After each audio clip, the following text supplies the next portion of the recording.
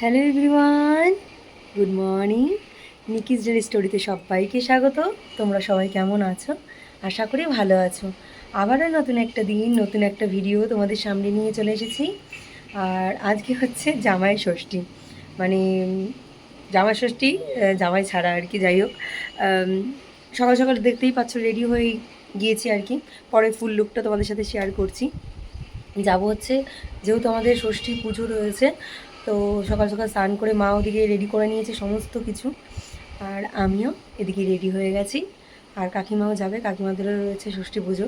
তো তিনজনে মিলে যাবো এই রেডি শেডি হয়ে একেবারে তোমাদের সামনে এলাম ভিডিওটা শুরু করতে। তো দেখতে আকাশে তো বেশ মেঘ রয়েছে আর কি। জানি না আজকে বৃষ্টি হবে কি না, দুদিন যা বৃষ্টি হলো আর কি। তো চলো, রেডি শেডি হয়ে গেছি আর আজকের ব্লগটা শুরু করলাম। জানি না কেমন কি সারাদিনটা কি করব, সেটাই যেটুকুনি করি না কেন, যা যেটুকুনি সময় কাটাই না কেন, অবশ্যই তোমাদের সাথে শেয়ার করার চেষ্টা করব। তো চলো বেরোনো যাক। ওদিকে মা সব রেডি হয়ে গেছে, তো সারাদিনটা কী করি। এখন ঘড়িতে বাজে প্রায় 9টা, আর দাদু বসবে 9:30টায় পুজোতে। তো কাকিমা আমি মা একদম রেডি হয়ে নিয়েছি। অনেক দিন পর শাড়ি পরলাম। তা এখানে আমার তো সমস্ত জিনিসপত্র টুকটাক রয়েছে। তা মা বললো যে এখানে শাড়ি রয়েছে, ব্লাউজ রয়েছে, একটা শাড়ি ব্লাউজ পরে নে। তো সেটা একদম সুন্দর করে রেডি হয়ে নিলাম। আর এসেই দেখছি যে মামি টুকটুক করে সমস্ত কিছু গুছিয়ে নিচ্ছে। আর এদিকে মাও চলে এসছে, মাও হাতে হাতে টুকটুক করে কাজ করে নিচ্ছে। আর পুজোর জিনিস সত্যি অনেকটা খাটনি, সব কিছু ফলগুলো বিনিয়ে দেওয়া, রেডি করে দেওয়া। দিদা যেহেতু পারে না, দিদার পা ভেঙে গিয়েছিল, পায়ে অপারেশন হওয়ার পর থেকে দিদা নিচে আর বসতে পারে না, তাও চেষ্টা করে টুকটুক করে একটু সব কিছু আগিয়ে দেওয়ার, এইগুলোই। তো এইদিকে দাদু দেখো কথায় কথায় পুজোয় বসে গেছে, আর অনেকেই চলে এসেছে। তো আমাকে শাড়ি পরে কেমন লাগছে অবশ্যই তোমরা কমেন্ট করে জানিও। আর এদিকে চলো, সবাই চলে এসছে, পুজোয় বসে গেছে, তো পুজোটা দিয়ে নিই।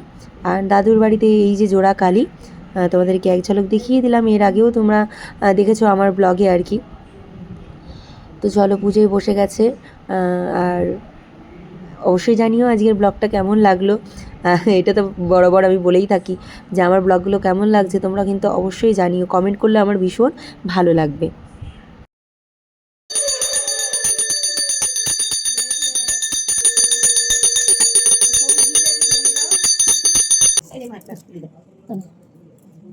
হাতজোড় করে বলো, অপবিত্র পবিত্র বা সর্ব অবস্থান গত পিবা যরে সুন্দরিতাক্ষম সবাচ্ছ অভ্যন্তর সূচি নমসূচি নমসূচি নমস্মৃতি জয় ফুল দিন।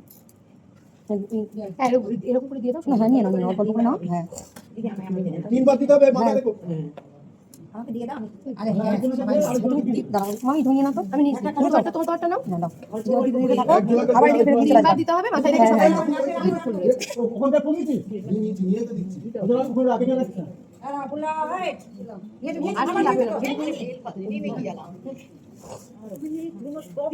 আছে, ও ভাগনে কোন আছে তো ভাগনে, ঠিক আছে। আর এদিকে পুজো হয়ে যাওয়ার পর মামি আর মা মিলে সবাইকে প্রসাদ দিচ্ছে।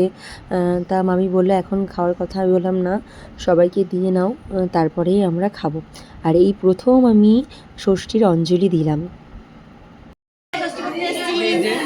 আমরা ষষ্ঠী করতে এসেছি সবাই মিলে, সবাই ভালো কাকিমা খেতে ব্যস্ত, এই সব জায়গায় কাকিমা খেতে ব্যস্ত।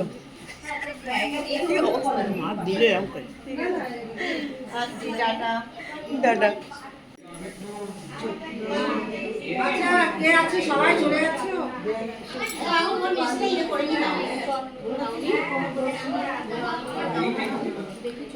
ওইদিকে পুজো সম্পূর্ণ হয়ে যাওয়ার পর প্রসাদ খেয়ে আমি বাড়িতে চলে এসেছি। আমি আর কাকিমা চলে এলাম, আর মা আসছে, ওখানে টুকটাক কিছু কাজ রয়েছে। মা বললো তুই বাড়িতে গিয়ে কিছু খেয়ে নে, সকাল থেকে না খাওয়া।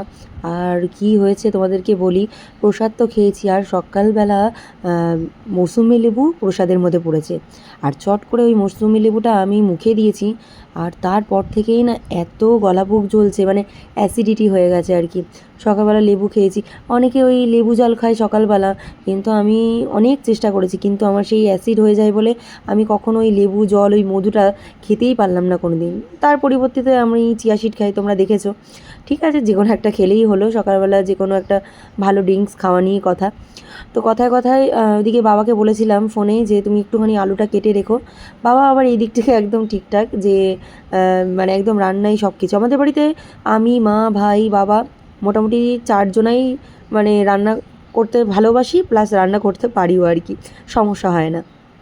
যার যখন যেটা মনে হয় তখন আমরা সেটা বানিয়ে খেয়ে নিই। তো যাই হোক, এদিকে দেখো কড়াইতে একটুখানি সামান্য একটু সর্ষের তেল দিয়ে একটু বাটি চচ্চড়ির মতন করবো বলেই দিয়ে কালো জিরে আর কাঁচা লঙ্কা ফোড়ন দিয়ে নিলাম। দিয়ে আলু ভাজার মতন কেটেছি। আলু চচ্চড়িটা না ঠিক এরকম আলু ভাজার মতন কাটলে পরে বেশ ভালো লাগে খেতে, ওই ছোটো ছোটো ডুমো ডুমো করে কাটার থেকে। তো এইদিকে কালো জিরেটা ফোড়ন দিয়েছি, আর সামান্য একটু হলুদ দিয়েছি। কালারটা একদম ফ্যাকাশে হলে পরে আমার ঠিক ভালো লাগে না। আগে তো দেখনধারী, তারপরে মানে গুণ বিচারি যেটা বলে আর কি। তো যাই হোক, অনেক কথাই বলে ফেলছি। এদিকে আলুটা হালকা হালকা ভাজা হয়ে যাওয়ার পর আমি 2 মগ মতন জল দিয়ে দিলাম। তার কারণ হচ্ছে আলুটা সিদ্ধ হবে, আর এরপর যখন একটু টেনে যাবে ঝোলটা শুকিয়েও যাবে। তো সে কারণেই একটুখানি জলটা বেশি দিলাম।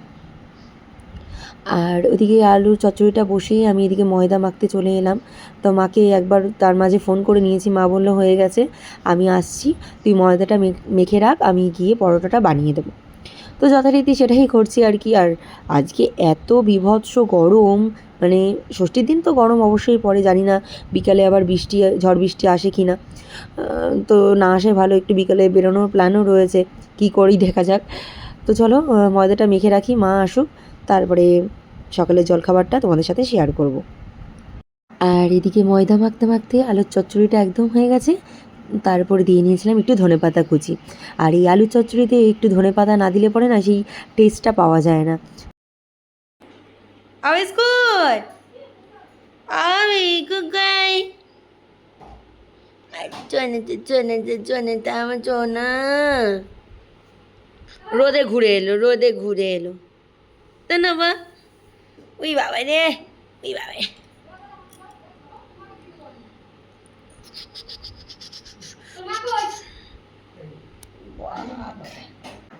আর এদিকে মা আসার পরেই জলখাবারটা একদম রেডি করে নিয়েছি। দেখো, পরোটা তার সাথে আলু চচ্চড়ি। মাকে বললাম এই অবেলাতে যেহেতু একবারই খাবো, এখন ঘড়িতে প্রায় বাজে 1টা মতন, যেহেতু তোমাদেরকে বললাম যে সকালবেলা অ্যাসিড হয়ে গেছিলো, তো আমি একটুখানি জল খেয়ে চুপচাপ শুয়েছিলাম। তো এদিকে মা এলো, আসার পর মা পরোটাটা বানিয়ে নিল, আরও বেশি করে জল খেলাম। আর ওই দেখো দূরে দেখতে পাচ্ছ আমাদের বিস্কুট ঘুমাচ্ছে। কত কিছু কথা বলতে বলতে বলতে বলতে তারপরে ঘুমালো, কিছুতেই ঘুমাবে না। এখন ও এই সেই লেবু গাছতলায় হাওয়া দিচ্ছে পাশের বাড়ি, সেখানে গিয়ে চুপচাপ বসে থাকবে। বলো বাইরে কত গরম, এই গরমের মধ্যে যদি গিয়ে বসে থাকে গা গরম হয়ে যাবে না? হ্যালো এভরিওয়ান, এখন ঘড়িতে প্রায় বাজে 5:30। একটু ঘুমিয়েছিলাম, আর এদিকে একটু চা করে নিচ্ছি। চা খেয়ে একটু বেরোবো আর কি। মাকে বললাম চলো, কালকে তো বাড়িই চলে যাব, আজকে একটুখানি ঘুরে আসি। মা বললো কোথায় যাবি? আমি বললাম চলো না, যে আশেপাশে যেখানে ভালো লাগে সেখানেই ঘুরে আসবো। তো যাই হোক, এদিকে আমি আর মা চাটা খেয়ে নিয়েই রেডি হব। তার সাথে কাকিমাকে ফোন করলাম। কাকিমার আসতে যেহেতু লেট হবে, ওই জন্য কাকিমার জন্য আর চা করিনি, আমি আর মা চা খেয়ে নিচ্ছি। নিয়ে মাকে বললাম ঝটপট করে রেডি হয়ে যাই। আর আজকে সত্যি খুব গরম, খুব ভীষণ গরম লাগছে। তো চলো এখনকার মতন একটু চা খাই, গল্প করি, তারপরে পরে আসছি একবারে রেডি হয়ে, কেমন? আর এদিকে দেখো রেডি হয়ে তারপরে একদম তোমাদের সামনে এলাম। আর ওদিকে মাও রেডি হয়ে গেছে, তার সাথে কাকিমাও চলে এসেছে। তো চলো কোথায় যাই না যাই কি করি, যেটুকুনি পারবো শেয়ার করার চেষ্টা করব। তো চলো আসছি পরে, কেমন? ফ্যান লাইটটা অফ করে দিই। তো চলো বেরোনো যাক। তো ঘুরতে ঘুরতে চলে এলাম একটু মোড় মার্কেটে। এই জাস্ট একটু ঘোরাঘুরি করছি, কিছুই কেনার নেই, জাস্ট একটু দেখতে ভালো লাগে আর কি। তো আগে তো আমি মা এখানেই আসতাম ঘরের সমস্ত গ্রসারি জিনিসপত্র কিনতে। আমি মা প্রায়শই এখানে আসতাম, ভালো লাগে ঘুরে ঘুরে দেখতে। তো সামনেই ফুচকার দোকান ছিল, সেখান থেকে আমি আর কাকিমা 10 টাকা করে ফুচকা খেলাম। তো আমি বাইরে বেরোলে এই জিনিসটা খেতে ভীষণ ভালোবাসি। সেই তোমাদের সাথে ফুচকা খাওয়াতে বাইরে দেখা হয়েছিল। আর এখন ঘড়িতে প্রায় বাজে 10টা। কখন যে ফোন ঘাঁটতে ঘাঁটতে ঘুমিয়ে পড়েছি জানি না। এদিকে মা ডাল সেদ্ধ, আলু সেদ্ধ, ভাত, গরম গরম ভাত করে আমাকে ডাকছে যে ওঠ খেয়ে নে।